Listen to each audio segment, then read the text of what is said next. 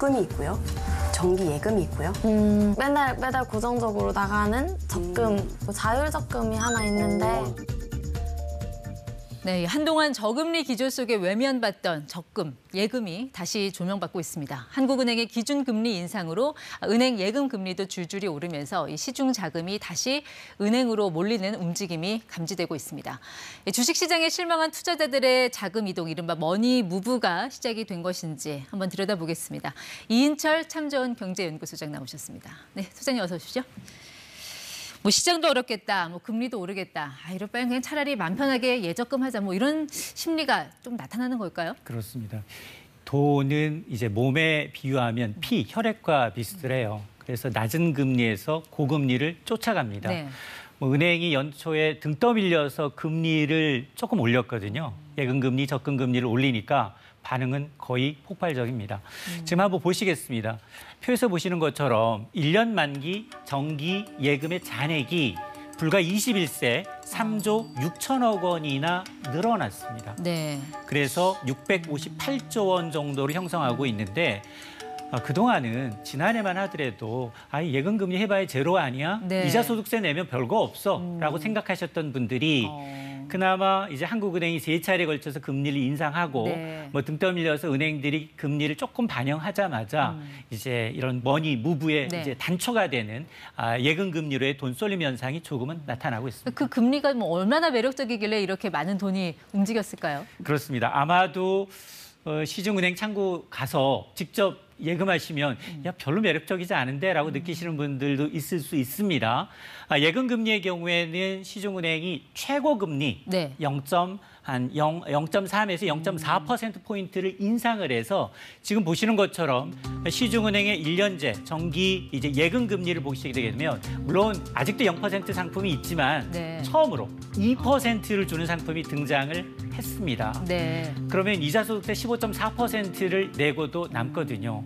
최근 들어서 주식도 좋지 않죠. 코인 시장도 어렵습니다. 부동산 시장도 어려운데 현재 자금을 지키는 게 더 이제 낫다라고 판단하신 네. 분들은 이런 2% 예금 금리로 몰릴 수 있는 사안입니다. 그동안 은행들이 왜 대출 금리는 그렇게 오르면서 예적금 금리는 안 올리냐 이런 비판을 좀 잠깐 피하기 위해서 뭐 몇몇 상품 이렇게 올려놓고 전체가 그런 것처럼 조금 뭐 생색내는 거 그런 건 아니에요? 정확한 지적이신데요. 아마 은행 창구 가시면은 은행에서 내놓은 이제 상품들 가운데 최고 0.3에서 0.4%를 올린 상품은 전체 상품의 10%가 채 안 됩니다. 네. 전체 30개 정기 예적금 상품을 판다면 한두 개만 그것도 월 불입 한도를 정해놓고 있어요. 네. 왜냐하면 이게 역마진이 날 수 있는 사안이기 때문에. 그런데 반면에 대출금리는 다릅니다.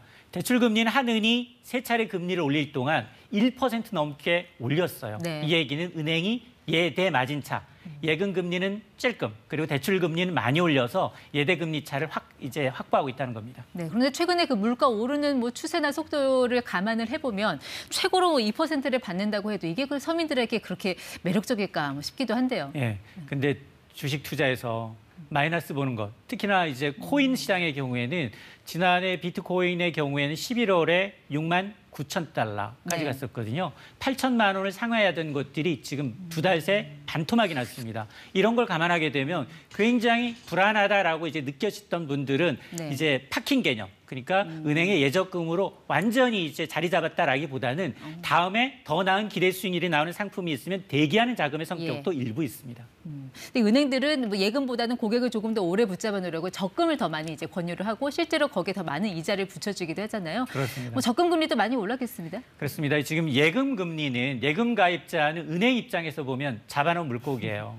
근데 이제 적금이라는 건 잠재적 고객이거든요. 앞으로 불입할 횟수에 따라서 은행에 크게 보탬이 됩니다. 네. 그러다 보니까 통상 보게 되면 시중은행의 적금금리 현황을 보게 되면 1년 만기입니다. 자유적립.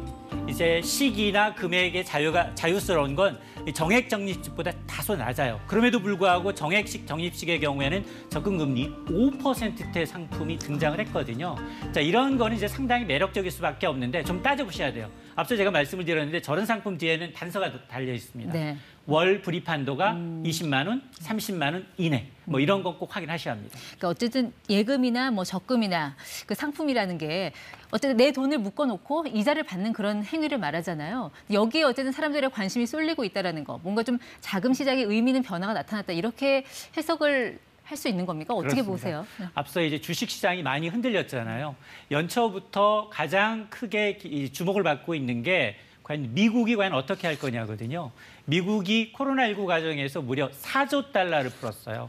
5천조 원에 가까운 천문학적인 돈을 풀었는데 네. 미국이 당초 예상보다도 더 빨리 긴축을 하겠다는 겁니다. 그러다 보니 각국은 달러화가 초강세인데 이제 신흥국에서 머니 무브가 일어나기 전에 기준금리를 빨리 올려야 돼. 그때 네. 한국은행도 앞서서 3차례 금리를 올렸지만 예. 앞으로 올해 추가로 2-3차례 정도를 더 예상하고 있거든요. 그렇게 되면은 예적금 금리 몇 %대까지 볼 수 있을까요? 지금 앞서서 이제 2% 예금 금리가 있었잖아요. 그러면 앞자리 수가 3으로 바뀔 수도 있습니다. 이 얘기는 기준금리가 현재는 연 1.25%이지만 이철한은 총재는 1.5%인 기준금리도 완화적이다. 네. 굉장히 강하게 금리 인상을 시사한 만큼 연말에 가서 기준금리가 1.75에서 최고 2%로 올라간다면 예금금리도 지금 2%대이지만 최고금리가 3% 상품도 등장할 수 있습니다. 네, 좀 주식시장은 불안하고 이러다 보니까 이제 위험자산에서 다시 안전자산으로 사람들의 시선이 지금 옮겨지고 있는 게 아닌가 하는 생각이 드는데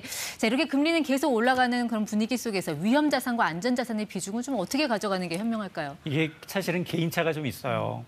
사실은 그 노후의 연금 자금을 운영하시는 분들의 경우에는 앞서 이제 은행의 예금 잔액이 658조라고 했는데 대부분 금리에 민감하지 않고 은행에 그냥 묵혀두거든요. 네. 그렇기 때문에 안전자산이냐 비안전자산이냐 그리고 이제 예금 비중, 적금 비중을 얼마나 가져갈 거냐는 개인차에 따라 좀 다릅니다. 네. 다만 이럴 시기에 기존에 있던 주식이나 코인이나 이제 부동산에서 조금 비중을 좀 줄이고 예. 현금이라든가 예적금이라든가 달러라든가 금이라든가 아니면 국공채와 같은 채권 비중을 조금 더 높여갈 필요는 있습니다. 네. 다만 이 재테크 측면에서 보게 되면 금리는 올해도 추가로 인상 가능성이 높기 때문에 가능한 예금 금리, 적금 금리도 단기 상품으로 네. 석 달 정도로 단기 상품으로 운영하라면서 추가로 더 나은 상품이 나올 때 네. 재가입하시는 게 좋습니다. 알겠습니다. 예적금 금리 상품을 고를 때는 좀 가급적 만기가 좀 짧은 거를 좀 더 선택하는 게 유리할 수 있다라는 그런 내용이었습니다. 지금까지 ETY 이인철 소장과 함께했습니다. 네, 오늘 말씀 고맙습니다.